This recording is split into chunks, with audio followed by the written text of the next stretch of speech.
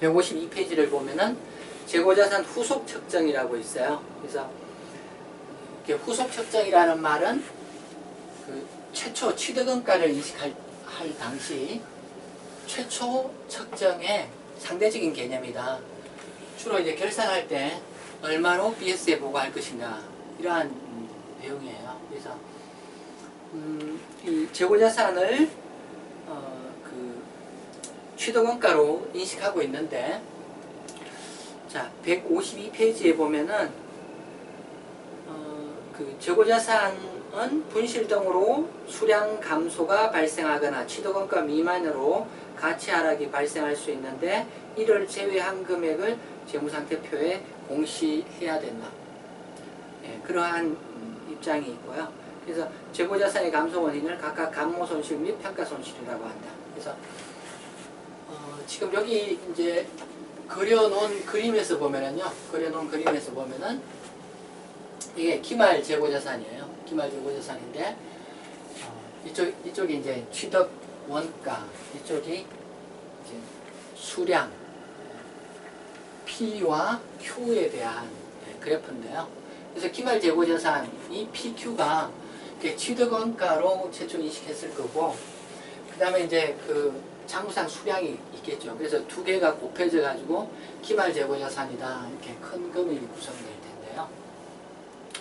근데 요 장부상 수량이 있는데 요 장부상 수량이 실제 있어야 하겠죠. 예. 그리고 대부분의 경우는 이 장부상 수량대로 창고에 있는 게 맞고요. 그런데 아주 드물게는 가령 이제 한 10년에 한 번쯤은 그 기말 장부상 재고가 실제하고 맞는지 창고에서 가보면 한 10년에 한 번쯤은 재고자산이 사라진, 분실된, 왜 감소됐는지 뭐 하여튼 이유는 여러 가지 있을 수 있겠지만은 실제 카운트를 해보니까 수량이 줄어들어 있는 그런 상태가 있을 거예요. 그래서 이런 것을 감모손실이라고 해요. 재고자산 수량이 이렇게 없어진 것을 감모손실이다 이렇게 이야기하고요. 감모손실이 되면은 장부를 수정해 줘야 되겠죠. 이렇게 BS에 보고된다고 하면은 그 BS는 왜곡된 BS이기 때문에 이 수량이 실제대로 BS에 보고돼야 되고, 없는 부분은 비용 처리돼야 되겠다는 거예요. 그 다음에 여기 이제 취득 단가하고도 관련해가지고, 취득 단가가 보통 이렇게 그 재고자산이라는 게 가령 이제 상품이다라고 하면은 상품을 비싸게 팔 목적으로 재고자산을 취득했기 때문에 처분했을 때 실현할 수 있는 금액이 훨씬 이 취득 단가보다는 높은 금액일 거예요. 근데 아주 드물게는 취득한 금액보다 단가가 떨어지는 경우가 있어요. 예전에 50 때 그 전까지 우리나라가 바나나를 그 수입을 못하게 했어요. 그래서 그 바나나 하나 사 먹으려면은 요만한 요렇게 생긴 하나에 그게 1,000원 정도 했었거든요. 제 기억이 1,000원 정도 했는데 50 때 바나나 수입을 자유화했어요. 그렇게 하다 보니까 뭐 이렇게 첨가물 뭐 처리하는 사람, 뭐 오파상 하는 사람들 너나 할 거 없이 한꺼번에 바나나를 수입하게 됐거든요. 그러다 보니까 바나나가 그 정상 가격에 20분의 1로 하락하는 그런 일이 생겼어요. 그래서 그런 경우라면은 이렇게 당초 취득한 금액보다 단가가 훨씬 떨어지는 그런 일이 생길 수 있겠죠. 그래서 취득 단가보다 그 팔았을 때 실현할 수 있는 금액, 그걸 순실현 가능 가치라고 하는데 그게 떨어지는 경우도 있겠어요. 그래서 그런 경우에도 역시 취득원가로 BS를 작성해서 공표한다면 BS는 왜곡되는 경우라고 할 수 있겠죠. 그래서 그런 경우에도 가치가 떨어지는 그런 경우에는 이걸 이만큼 기말 재고자산을 드러내고 이거를 뭐 어떤 비용 처리하고 BS에 보고될 금액은 떨어진 가치를 기준으로 BS가 작성돼야 되겠다는 거예요. 그래서 수량이 사라지는 감모손실, 취득 단가보다 실현 가능 가치가 떨어지는 평가손실, 이런 개념이 있고요. 감모손실과 평가손실이 두 개가 있을 때는 감모손실을 먼저 계산하고 평가손실을 두 번째로 계산해주는 그런 처리를 해야 돼요. 그래서 먼저 이제 그 153페이지에 보면은 감모 손실에 대한 이야기가 있어요. 153페이지에 감모 손실에 대한 이야기가 있어요. 그래서 감모 손실이 뭐냐? 물건이 없는 게 수량 부족이라고 했는데 물건이 없는 게 감모 손실이고요. 감모 손실을 어떻게 측정하느냐? 장부상 수량에 실제 있는 수량, 그 차이 금액이죠. 그 차이 금액, 거기에 단위 원가를 곱해주면 되겠다. 앞에 그림에서는 장부상 수량에다가 실제 수량, 이 차이에다가 취득 원가를 곱해주면 그게 감모 손실이 되겠다. 그런 이야기 되겠고요. 그래서 회계 처리는 어떻게 하느냐 하면은 이렇게 상품을 드러내고요. 상품을 드러내고 이걸 재고자산 감모 손실 이렇게 인식하면 되겠습니다.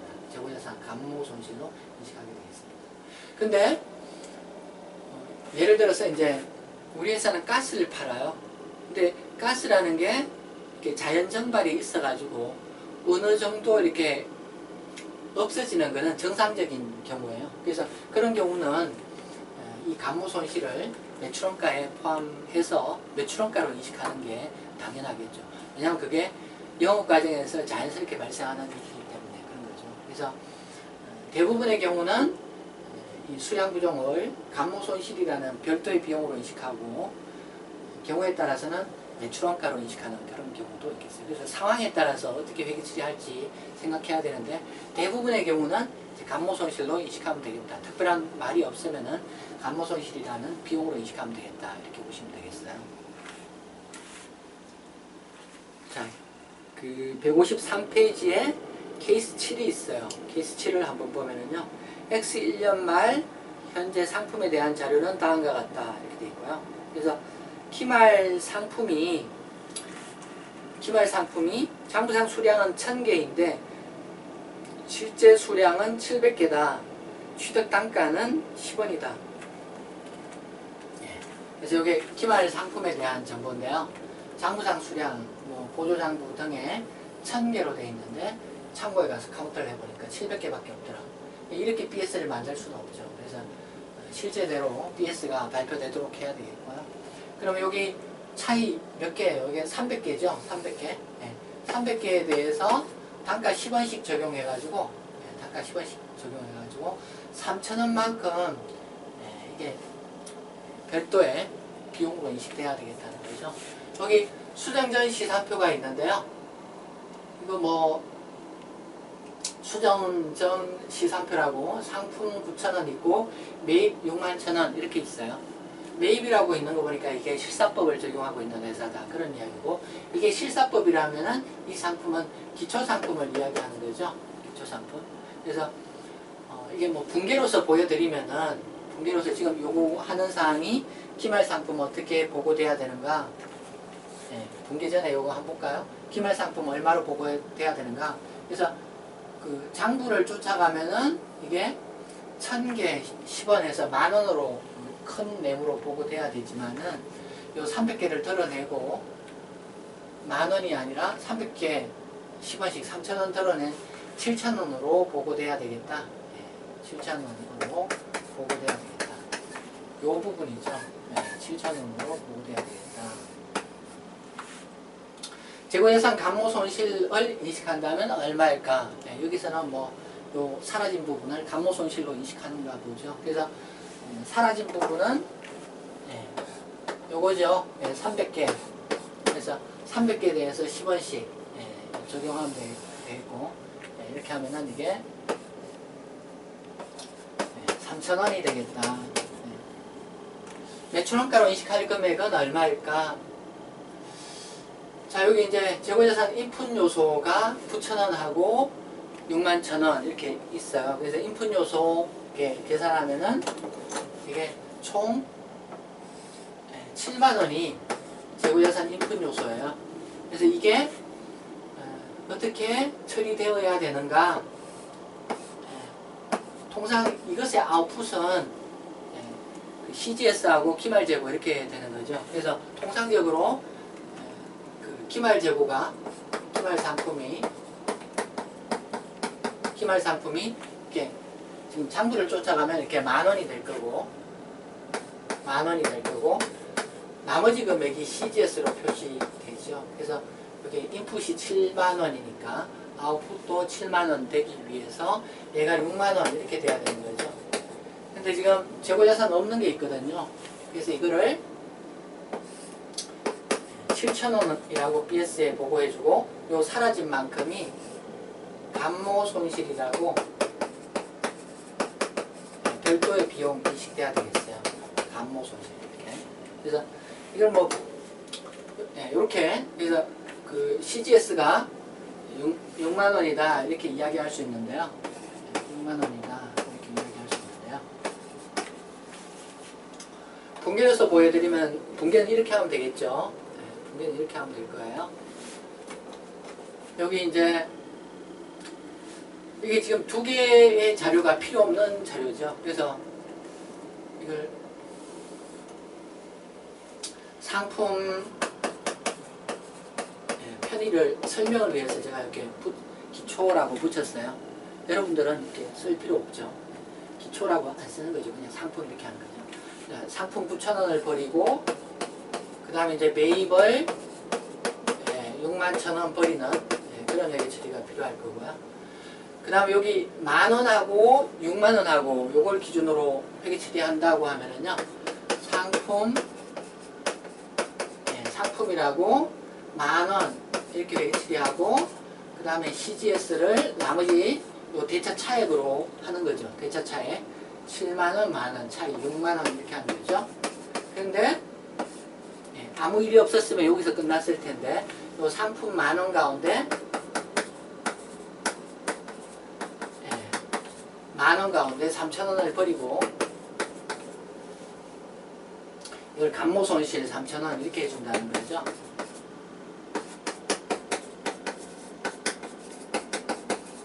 이렇게 해준다는 거죠. 그래서 여기 감모손실에 대한 내용을 봤고요. 그 다음에 이제 154페이지에 보면은요. 평가손실에 대한 이야기가 있어요. 평가손실. 자, 거기 줄을 좀 쳤으면 좋겠는데요. 154페이지 밑에서 두 번째 줄 끝에 거기서부터 재고자산이 장부금액보다 순실현 가능가치가 낮은 경우에 순실현 가능가치로 재고자산을 측정하는 방법을 저가법이라고 한다. 이렇게 한다는 거죠.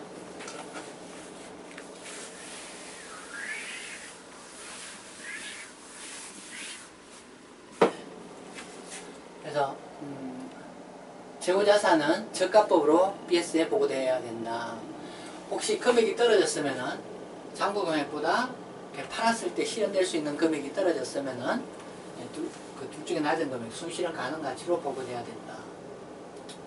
보통의 경우는 어때요? 보통의 경우는 취득한 원가보다 팔았을 때 실현할 수 있는 금액이 훨씬 크죠. 그러니까 보통의 경우는 얘가 낮은 금액이고 얘로 보고되는데, 근데 좀 전에 말씀드린 것처럼 갑자기 바나나 수입이 자유화됐다?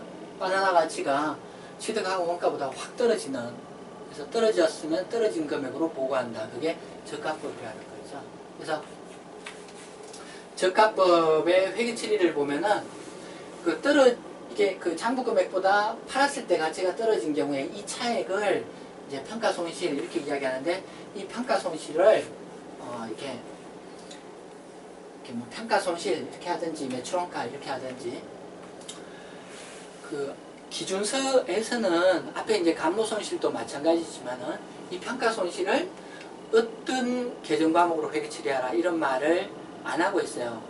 전에도 한번 말씀드린 바와 같이 IFRS는 굉장히 자유분방한 그런 기준서예요. 그래서 전체적인 그 큰 틀만 제시를 하고 그 속에서 회계 처리를 기업이 알아서 판단하고 회계 처리하도록 하는 자유분방하면서도 아주 무서운 회계 처리예요.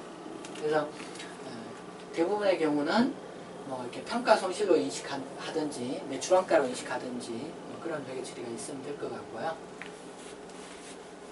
그 다음에 이제 가치가 떨어졌으니까 재고자산을 드러내야 되겠죠. 가령 그게 상품이다.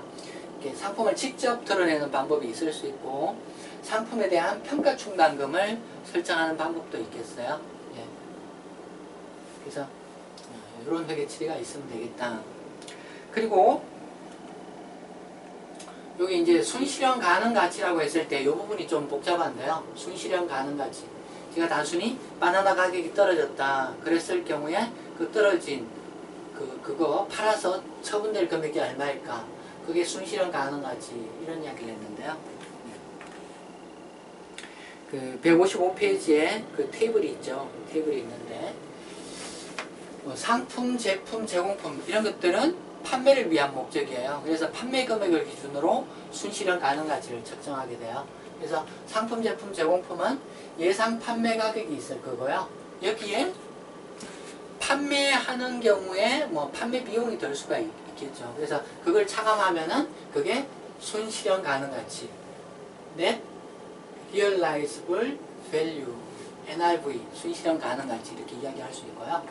제공품의 경우는 추가로 이렇게 제공품이 이제 그 공정 중에 있는 거죠. 아직 만들고 있는 그런 거죠. 제공품 같은 경우는 추가 완성 원가까지 차감해야지 NRV, 순실현 가능 가치다 이렇게 이야기할 수 있겠어요. 그리고 경우에 따라서 이미 이런 것들이 자 얼마에 팔기로 했다 이렇게 약정이 된 경우가 있겠죠. 이미 고객이 얼마에 사가기로 확정 판매 계약이 이루어진 그런 경우도 있겠어요. 그래서 그거는 고객과의 계약 금액에 기초해서 NRV가 측정되면 되겠죠. 가령 이제 고객한테 단위당 1,000원씩 팔기로 했다. 그럼 그게 고객하고 약속한 그 가격이 순실현 가능 가치가 되겠죠. 상식적인 이야기고요. 그 다음에 이제 원재료 소모품이 있는데요. 원재료 소모품은 약간 규정이 복잡해요. 그래서 규정을 한번 보도록 할게요. 거기 155페이지에 그 테이블 아래에 보시면은 원재료와 소모품은 완성품인 제품의 판매 가격에 따라 평가 손실을 인식한다. 그래서 원재료나 소모품은 그 자체로 그 평가 손실을 결정하는 게 아니라 완성품이 어떻게 팔리느냐에 따라서 이게 평가 손실이 인식될 수도 있고 인식 안 될 수도 있고 그런 거예요. 거기 첫 번째 동그라미 보시면은요. 완성될 제품이 원가 이상으로 판매될 것으로 예상하는 경우에는 그 생산에 투입하기 위해 보유하는 원재료 및 기타 소모품을 감액하지 아니한다. 그래서 완성품이 그 원가 이상으로 팔린다. 그럼 감액하지 않는다는 거고요. 자, 두 번째 동그라미 보시면은 반대로 완성될 제품이 원가 미만으로 판매되는 경우에는 저가법을 적용한다. 이 경우에 현행 대체 원가가 순실현 가능 가치에 대한 최선의 이용 가능한 측정치가 될 수 있다. 그래서 그 원재료 소모품 같은 경우 완성품이 원가 이하 판매되는 경우에만 저가법 인식한다. 이 경우 순실현 가능 가치는 어떻게 측정하느냐? 앞에서는 판매 가격을 기준으로 순실현 가능 가치를 판단했는데요. 이게 원재료나 소모품은 판매할 목적이 아니라 사용할 목적이죠. 그래서 다른 방법으로 측정하게 돼요. 그래서 다른 순실현 가능 가치 측정 방법이 뭐냐 하면은 현행 대체 원가, 즉 이 원재료 소모품을 시장에서 지금 산다면은 얼마 주고 사야 되는가? 그게 순실현 가능 가치의 금액이 되겠다는 거예요. 그래서 양자가 비교돼 가지고 순실현 가능 가치가 취득원가보다 떨어지는 경우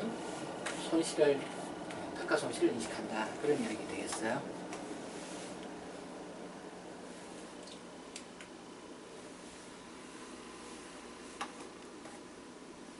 자, 155페이지, 156페이지 보시면은요, 케이스 8이 있는데, 케이스 8을 한번 보도록 할게요.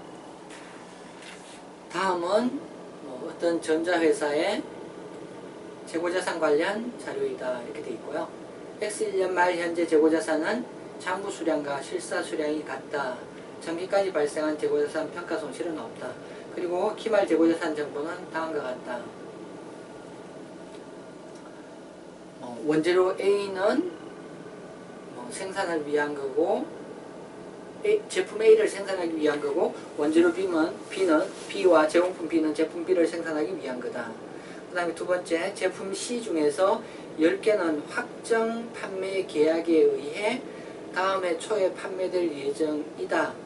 이 계약에 의한 판매 단가는 550이며 550원이면 추가적인 판매 비용은 발생하지 아니한다. 뭐 이런 식으로 되어 있고, 요구사항 보면은 이 경우 X1년 회계연도에 재고자산 평가 손실로 인식할 금액, 그리고 분개하라.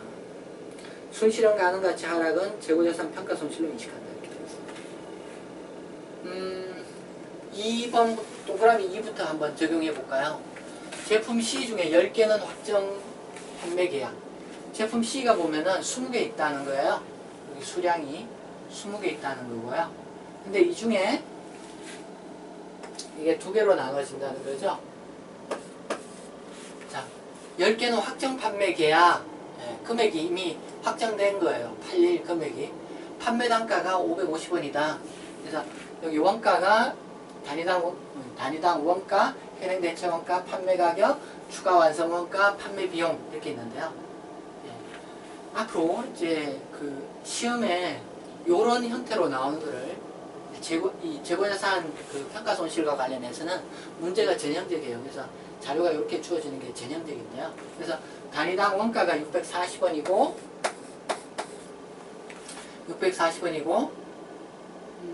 그 다음에 이제 이게 그 계약에 의한 판매 단가가 550원, 판매 가격이 얘는 550원으로 확정되어 있어요.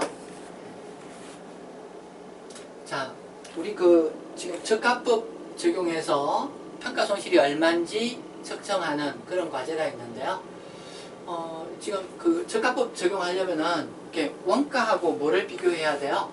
순실현 가능 가치 비교해야 되죠. 순실현 가능 가치를 비교해야 되죠. 그래서 순실현 가능 가치를 비교해야 되고요. 얘랑 얘를 비교해야 되는 거죠. 그래서 둘 중에 혹시 얘가 낮으면은 그 차액을 이렇게 평가 손실로 인식한다는 거죠.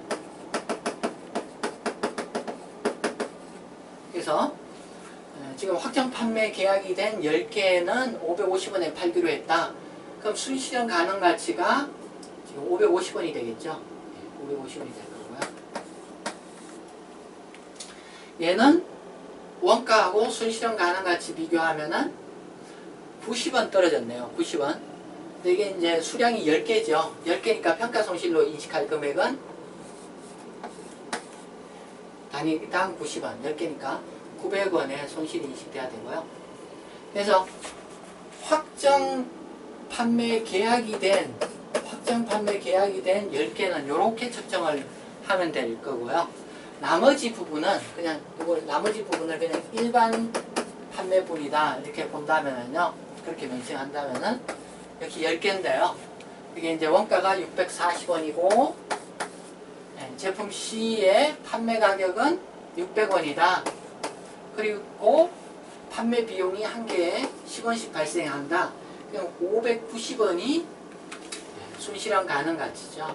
590원이. 그래서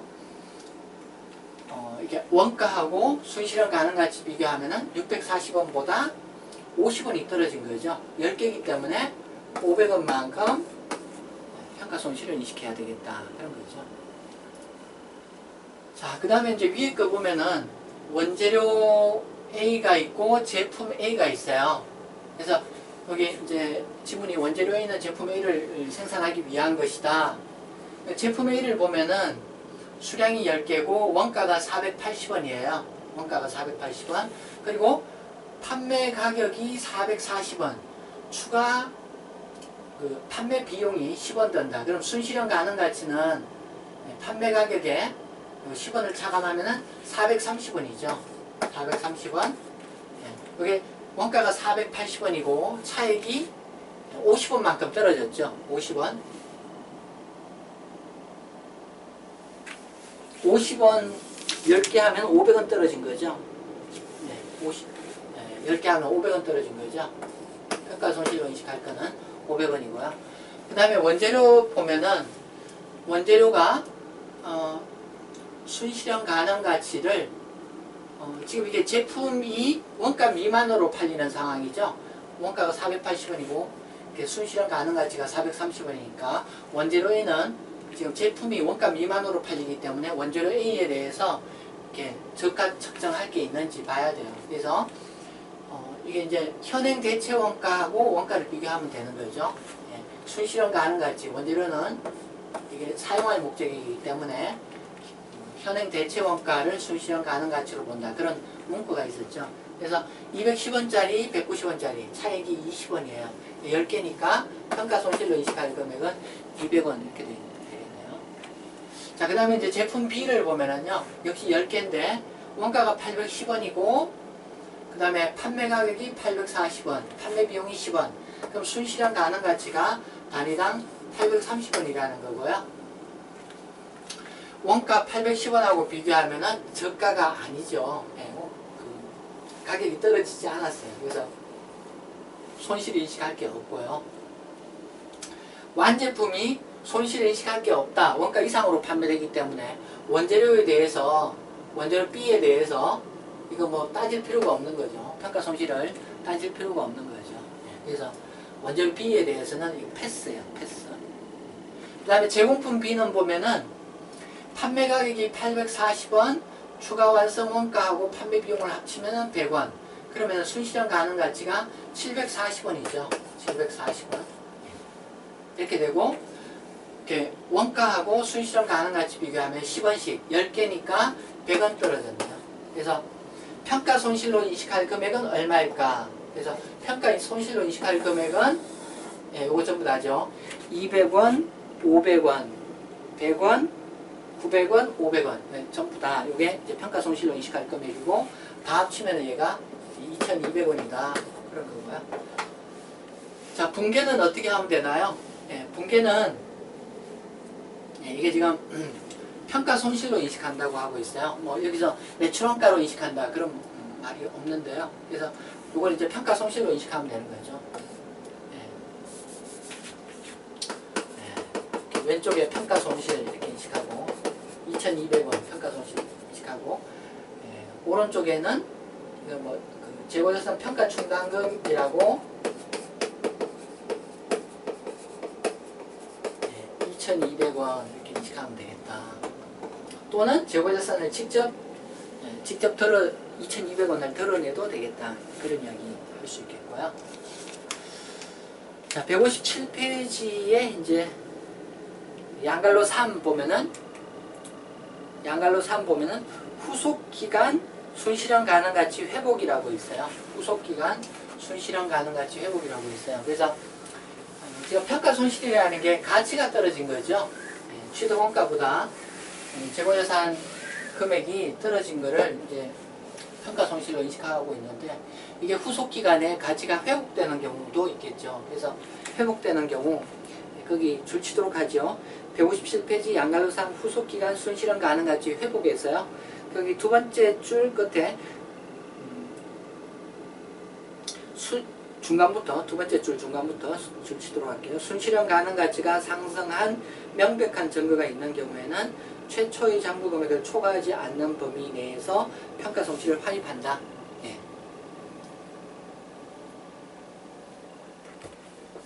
자, 바나나가 그게 뭐 요 하나에 1,000원이었는데 걔가 가령 이제 예를 들어서 뭐 가격이 폭락해서 뭐 300원이 됐다.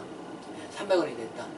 근데 이후에 바나나 가격이 상승할 수도 있겠죠. 원가 이상으로 상승할 수 있을 거예요. 그래서 원가가 상승하면은 최초의 장부 금액을 초과하지 않는 범위에서 평가 손실을 환입한다. 이렇게 되어 있어요. 그래서 바나나 가치가 최초 원가보다 올라가면은 최초 원가까지만 그 회복을 인식한다. 이렇게 되어 있어요. 그래서 그 점에 유의하고요. 그래서 회계 처리는 최초 인식했던 거를 반대 분계해 주면 되겠어요. 최초에 어떻게 인식했어요?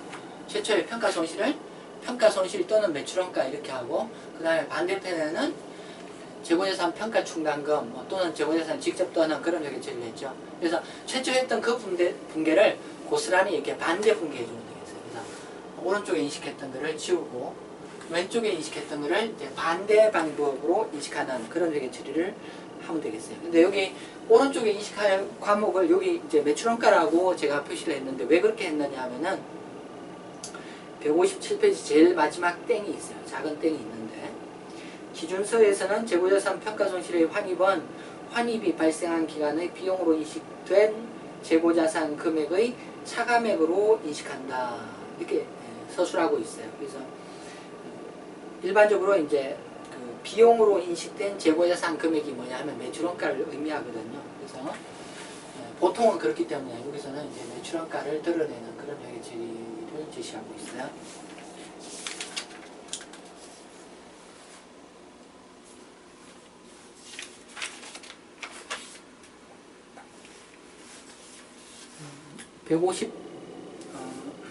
저가법 평가의 문제점은 어디 있느냐 하면은 160페이지 아래쪽에 저가법 평가의 문제점. 저가법이 몇 가지 이제 이론적으로 비판받는 점이 있는데요. 첫 번째는 저가법이 같이 떨어진 것만 인식하고 같이 올라간 것은 인식하지 않는다. 그래서 일관성이 없다. 비대칭적인 회계처리다. 이런 비난이 있고요. 그 다음에 두 번째는 이게 이제 나중에 가치가 회복됐다고 했을 때 재고자산의 어떤 그 이익이 환입을 인식함으로써 전혀 상관없는 다음 기간에 뜬금없이 이익을 인식하는 그런 문제가 있다. 그런 저가법의 문제가 지적되고 있어요. 자, 그리고 이제 158페이지에 보면은 케이스 9가 있어요. 케이스 9 한번 보도록 할게요. 순실현 가능가치 변동 해가지고 다음은 A 상품 실사법을 적용한다. 이것에 대한 X1년과 X2년의 결산 관련 자료이다. 이렇게 되고요. 그래서 X1년 기초상품 단기 매입 이런 게 있고요. 그 다음에 기말 취득원가가 있고 순실현 가능가치가 있어요. 그래서 X1년도에 보면은 취득원가가 2만원이었는데 순실현 가능가치가 15,000원으로 가치가 지금 5,000원 떨어져 있는 게 보이죠? 그 표 아래쪽에 보면은 회사는 상품의 순실현 가치 하락과 가치 회복을 매출원가에 반영한다. 자, 여기서는 이제 그 가치 변동을 매출원가에 반영한다. 이렇게 되어 있고요. 한편 전기로부터 이월된 재고자산 평가 중간금은 없었다. 자, 그리고 거기 요구사항을 한번 보시도록 하죠. 요구사항은 보면은 X1년도, X2년도 매출원가를 각각 산정하시오. 그 다음에 X2년도 요구사항 1부터 보도록 할까요? X1년도 매출원가 얼마인가? 그래서 이게 이제 이런 이야기죠. 기초에 만원, 기말에 7만원. 이 인풋 금액이 8만원이죠. 지금 인풋 금액이 8만원이에요. 인풋 금액이 8만원. 그럼 이게 이제 아웃풋 금액도 8만원이 돼야 되겠죠. 그래서 이게 이제 그 기말 상품하고 매출원가로 이렇게 8만원 이렇게 배분되는 게 맞겠죠. 8만원. 그래서 이제 요 인풋이 어떻게 반영돼야 되느냐면은 이게 이제 일부는 기말 상품으로 반영되고 일부는 매출원가로 반영되는데 별일이 없었다고 하면은 얘가 이제 기말 상품으로 2만원 이렇게 배분되고 8만원 가운데 나머지 6만원이 CGS로 반영되겠죠. 근데 이제 이 문제는 그렇게 하면 심심하니까 평가 손실이 발생했어요. 5천원만큼 평가 손실이 발생했어요. 그래서 요 2만원이 아니라 15,000원으로 기말 상품을 인식하고 그 5,000원을 비용 처리해 줘야 되겠어요. 근데 여기서는 문제에 주어져 있어요. 그 상품의 순실현 가능가치 하락 그리고 가치 회복 이걸 매출원가로 처리한다고 되어 있어요. 좀 전 문제에서는 평가 손실로 인식했는데 여기서는 매출원가에 반영한다 이렇게 볼 수가 있어요. 그래서 이걸 이제 평가 손실이 아니라 CGS에 반영해라. 그래서 CGS가 5,000원 더 가산된 65,000원 이렇게 돼야 되겠다. 그래서 X1년도 CGS는 65,000원 이렇게 될 거고요. X1년도 CGS는 65,000원 이렇게 될 거고요. 그 다음에 X2년도 보도록 할게요. X2년도에 기초상품이 있고 단기 매입액이 있어요. 자, 기초상품이 얼마예요? 기초상품이 BS에 15,000원으로 직전연도 말에 보고됐었죠. 요게 이제 15,000원이 이렇게 X2년 초 상품 금액이 될 거고요. 그래서 인풋 금액이 얼마예요? 15,000원, 8만원. 그래서 95,000원이 인풋 금액이죠. 95,000원이 인풋 금액인데 이게 기말 상품하고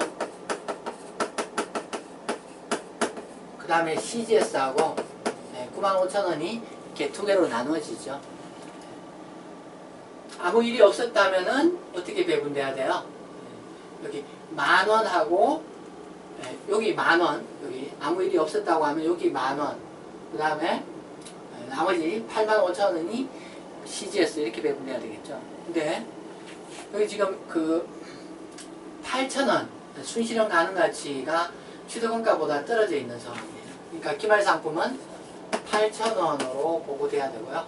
나머지 87,000원이 CGS로 반영돼야 되겠다. 이런 이야기 할 수 있겠죠. 그래서 CGS는 87,000원이다.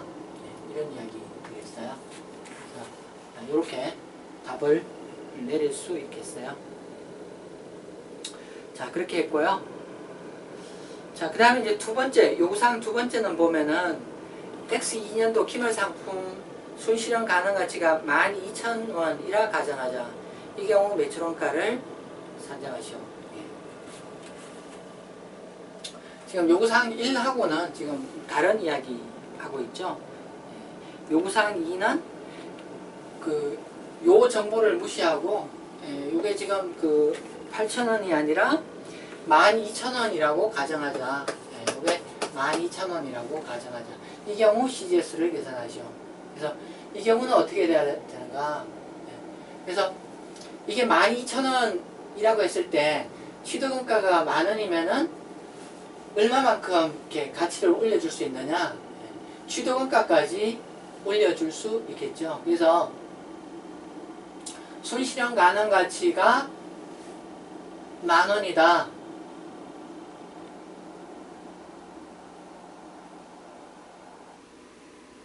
취득원가가 10,000원이다. 그럼 취득원가 10,000원까지만 반영이 돼야 되겠죠. 그래서 이게 기말 상품은 10,000원으로 반영이 되고, 10,000원으로 반영이 되고, 그리고 나머지 금액 85,000원이 CGS로 반영되는 그런 회계 처리가 필요하겠죠.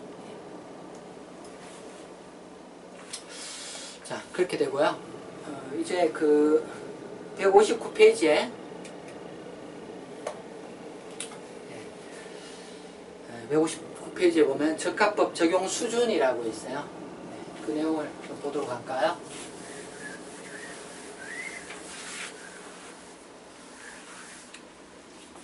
적합법 적용 수준이다. 그래서 거기 159페이지 첫 번째 줄, 갈로사의 첫 번째 줄 치도록 할게요. 적합법은 재고자산 개별 항목별로 적용하는 것이 원칙이다. 이렇게 되어 있고요. 그런데 어떤 조건이 충족하는 경우에는 그러한 재고자산을 통합하여 적용하는 방법, 조별적합법, 조별적합법이라는 말이 기준서에 나오진 않아요. 일부 저자들이 사용하는 말인데요. 그래서 조건이 충족되면은 일부 재고자산을 통합하여 보고하는 것도 가능하다. 이렇게 되어 있어요. 그래서 먼저 항목별 적합법이라는 방법이 있어요. 항목별 적합법. 그래서 항목별 적합법은 가령 이제 이 예에서 보면은 상품이 이렇게 4가지 종류가 있어요. 4가지 종류. 그래서 요걸 개별 항목별로 원가하고 순실현 가능 가치 두 개를 비교하는 거죠. 그래서 첫 번째 아이템을 보면은 순실현 가능 가치가 더 낮기 때문에 얘로 보고를 하고, 두 번째는 취득한 원가대로 보고하면 되겠네요. 세 번째도 취득한 원가대로 보고를 하면 되고, 네 번째는 취득한 원가보다 순실현 가능 가치가 낮기 때문에 낮은 금액으로 보고를 하면 되겠죠. 그래서 각각 아이템별로 각각 적합법을 적용하는 것을 항목별 적가 적용이다. 항목별 적합법이다. 이렇게 이야기하고, 이 항목별 적합법, 이게 원칙이다. 이런 이야기 할 수 있겠어요. 그래서 이렇게 하면은 재고자산이 기말 재고자산이 이렇게 돼서 합계 20만원 이렇게 보고된다. 그 159페이지에 조별 저가법이라는 말이 있는데요. 거기 읽어보면은 경우에 따라서는 서로 유사하거나 관련 있는 항목들을 통합하여 적용하는 것이 적절할 수 있다. 이런 말을 하고 있어요. 이러한 경우로서는 재고자산 항목이 유사한 목적 또는 용도를 갖는 동일한 제품군과 관련되고 동일한 지역에서 생산되어 판매되며 실무적으로 동일한 제품군에 속하는 다른 항목과 구분하여 평가할 수 없는 경우를 들 수 있다. 그래서 목적이 비슷하고 동일한 지역에서 생산 판매되고 그리고 서로 구분하여 평가할 수 없는 그런 조건이 되면은 유사하거나 관련 있는 것들을 서로 통합하여 보고할 수 있다. 이 책에서는 그것을 조별 평가다 이렇게 이야기하고 있어요. 그래서 예를 들면은 그 세 가지 속성이 이제 요거트에 대해서 그 다음에 아이스크림에 대해서 각각 조별 평가를 한다라고 하면은 요거트 두 가지 아이템을 합해가지고 원가를 보고 그 다음에 순실현 가능 가치도 조별로 이렇게 보는 거죠. 둘 중에 낮은 금액을 택하라고 하면은 순실현 가능 가치가 낮은 거죠. 그래서 조별 저가법 적용 금액은 요 금액이 되는 거고요.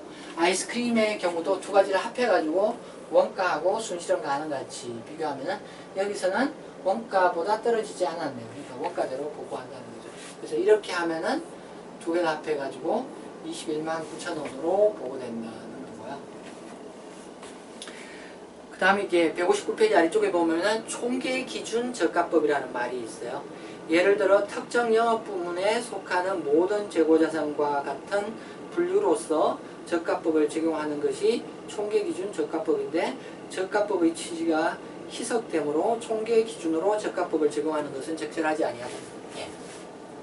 다 합해가지고 이 네 가지 아이템을 다 합해가지고 저가를 적용해 보자는 거죠. 그래서 원가가 다 합해서 23만원, 순실현 가능 가치가 합해서 24만 2천원. 그래서 이렇게 하니까 부분적으로 단가가 떨어진 것들이 있지만은 다 합하는 과정에서 그게 희석돼요. 일부 어떤 걸 보면 가격이 높은 금액이 있기 때문에 다 합치면은 원가보다 높은 금액으로 평가되고 이렇게 하면은 저가가 반영되지 않는 그냥 원가대로만 보고되는, 그래서 저가법을 적용하고자 했던 그 의도가 무시되는 거죠. 그래서 총계 기준은 안 된다. 이 방법을 적용하면 안 된다. 그런 이야기 되겠어요. 자, 그런 이야기고요. 그 다음에 이제 161페이지 보면은 양갈로 5 감모 손실, 평가 손실이 복합적으로 발생한 경우, 앞에서 수량 부족, 그 다음에 가치 하락 이런 것들을 각각 따로 봤는데 두 가지가 동시에 발생할 수도 있겠죠. 자, 수량 부족과 단가 하락이 같이 발생한 경우에는 먼저 수량 부족을 먼저 인식한다. 아까 그림에서 수량 없어진 거 먼저 인식한다. 그리고 실제 수량을 기준으로 단가 하락을 인식한다. 이렇게 돼 있어요. 자, 케이스 10을 보면은요, 복합적인 경우 이렇게 돼 있어요. 그래서 피상사는 단일한 상품만을 취급하는데 기말 상품은 장부와 실제 결과가 차이가 있다. 이렇게 돼 있고요. 기말 상품 장부 금액을 보면은 10만 원인데 이게 수량 1000개, 원가 100원 이렇게 돼 있습니다. 그리고 기말 실사 결과를 보면은 수량이 700개로 돼 있어요. 그럼 수량이 지금 장부산 1000개에서 300개만큼 감소되어 있는 상황이고요. 순실현 가능 가치가 장부의 취득원가 100원 대비해서 20원 하락한 80원으로 되어 있어요. 그래서 기말 실사 결과는 56,000원이다. 이렇게 되어 있고요. 또한 보고기간 말 현재 결산 전 장부 자료는 다음과 같다. 이렇게 되어 있는데요. 그래서 기초 상품이 5만원, 단기 매입이 55만원 이렇게 되어 있습니다. 그러니까 이런 거고, 한편 기말 상품의 수량 부족 및 가치 하락에 대한 회계 처리, 다음과 같이 회계 처리한다. 상품 수량 부족 300개 중에 100개는 원가성이 인정되어 매출원가로 처리하고 나머지 200개는 비정상적이므로 재고자산 감모 손실로 인식한다. 이렇게 되어 있고요. 그 다음에 가치 하락은 매출원가로 처리한다. 이렇게 되어 있어요. 재무제표에 표시할 다음 항목의 금액을 각각 제시하고 기말 정리분계를 제시하시오. 1. 매출원가 2. 감모손실 3. 기말상품. 그래서 BS와 IS에 보고될 숫자들을 구해라. 이런 이야기 되겠어요. 여기 이제 미리 제가 구해놓은 이렇게 밑바탕을 그려놨는데요. 기초상품이 5만원이고 단기 매입이 55만원이에요. 즉 재고자산 인풋에 해당하는 게 이제 60만원이라는 거죠. 그러면은 이 60만원이 기말상품과 뭐 매출원가 기타 비용으로 60만원 이렇게 배분돼야 되겠죠. 여기 이제 그림에서 위쪽이 이제 CGS다. 아래쪽이 기말상품이다. 이런 이야기를 하면은요. 기말상품을 보면은 장부상 얘가 10만원이다. 여기 이제 기말상품을 앞에서 본 그림에 익숙하게 요게 그 P에 관한 정보, 그 다음에 여기 세로 축은 Q에 대한 수량에 대한 정보다라고 하면은요, 이게 지금 이제 장부에 보조장부겠죠. 보조장부에 따르면 이게 10만원이다.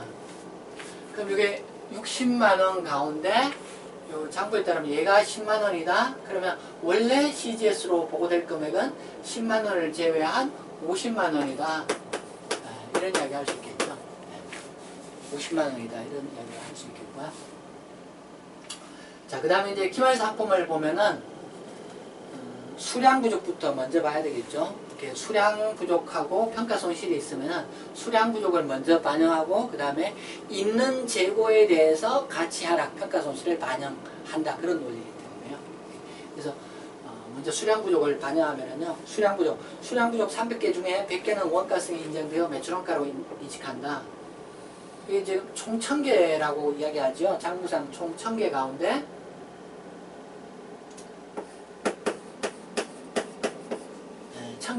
1000개고, 그 다음에 단가는 단위당 이제 100원이다. 요 포인트가 100원이다. 이런 이야기를 하고 있는데요. 그래서 1000개 가운데 이제 100개는 원가성이 인정된다. 100개는 원가성이 인정된다. 원가성이 인정되면 거기에 해당하는 거는 원가성이 인정되면 CGS에 반영돼야 되죠. 그래서 100개에 대해서 100원씩 해서 만원만큼 CGS에 반영돼야 되겠다. 이런 이야기 할 수 있겠고요. 나머지 200개는 비정상적이므로 재고자산 감모손실로 처리한다. 이렇게 되어 있어요. 200개는 비정상적이다. 그래서 감모손실 반영한다. 이렇게 되어 있어요. 감모손실. 그럼 200개에 대해서 100원씩 하면은 요 면적은 2만원이 되겠죠. 그래서 감모손실로 인식할 때 또 2만원이 있다. 이런 이야기 할 수 있겠고요. 그 다음에 이제 가치 하락도 있어요. 가치 하락이 지금 장부상 취득원가가 100원인데 순실현 가능 가치가 80원이라고 이야기하고 있어요. 그래서 가치가 원가보다 하락한 80원이라는 거예요. 그래서 20원만큼 떨어졌거든요. 20원만큼 떨어졌어요. 여기 이제 700개죠. 700개에 대해서 20원만큼 떨어졌어요. 그러면 그게 14,000원이 될 텐데요. 14,000원을 평가손실로 인식하느냐? 여기서는 친절하게 매출원가에 반영해라. 이렇게 지시를 하고 있어요. 그래서 CGS를 700개에 20원씩 14,000원 반영하면 되겠죠. 자, 이렇게 되고 기말상품으로 BS에 보고될 금액은 700원 700개 80원에서 56,000원이 기말상품으로 보고될 금액이죠. 이렇게. 그래서 BS에 보고될 거는 기말상품 56,000원 이렇게 되고요. 그 다음에 IS에 보고될 거는 CGS로 보고될 금액이 50만원, 14,000원, 만원, 합계한 524,000원이 CGS로 보고될 금액이고요. 감모손실로 반영될 게 2만원 이렇게 되겠어요. 해답은 이렇게 됐고, 분계를 하면은요, 분개를 하면은 분개는 이렇게 되겠죠. 일단 얘들을 다 대변으로 버려야 되겠죠. 네, 필요 없는 얘들을 다 대변으로 버려야 되겠어요. 그래서 상품 5만원, 그 다음에 매입 55만원 이렇게 버려야 되겠어요. 뭐 상품 이렇게만 하면 되는데 여러분들 이해를 편하기 위해서 여러분들 이해를 위해서 여기 기초라는 의미로 초자를 이렇게 쓰도록 할게요. 여러분들이 해답 쓸 때는 이렇게 쓸 필요 없이 그냥 상품 이렇게만 하면 되겠죠. 자, 그 다음에 이제 이러한 일들을 반영하기 전 이렇게 큰 숫자로 CGS로 50만원, 그 다음에 이제 기말 상품으로 이제 1000개 100원씩 해서 10만원 되겠죠. 그래서 CGS로 50만원, 그 다음에 기말 상품으로 10만원 이렇게 되겠죠. 이해를 위해서, 여러분들 이해만을 위해서 기말이라는 뜻으로 이렇게 제가 표시를 할게요. 그 다음에 여기 이제 이렇게 하면 기말 상품 이렇게인데 요 가운데 일부를 또 덜어내고 비용 처리해야 되겠죠. 그래서 이 상품 기말 금액 가운데 드러낼 게 몇 가지 있네요. 그래서 먼저 이 두 개를 드러내도록 할게요. 그래서 이게 만원, 2만원에서 3만원을 드러내고 3만원을 드러내고 만원을 CGS로 보내야 되죠. 네, CGS로 만원 보내고 그 다음에 2만원만큼 감모손실 반영해야 되죠. 네, 2만원만큼 감모손실 반영해야 되죠. 그 다음에 여기 평가손실도 있어요. 평가손실 14,000원. 그래서 이거 이제 여기서는 보면은 이 평가손실 같이 하락은 매출원가로 처리한다고 되어 있어요. 평가손실 하지 말고 매출원가로 반영해라. 그래서 CGS로 14,000원. 그 다음에 재고예산 평가 충당금 또는 이렇게 상품 이렇게 14,000원 이렇게 해도 되죠. 이렇게 직접 드러내려면 상품 14,000원. 네, 이거하고 똑같이 상품 14,000원 이렇게 하고 평가 계정을 설정하려면 재고예산 평가 충당금 14,000원 이렇게 반영하면 되겠죠.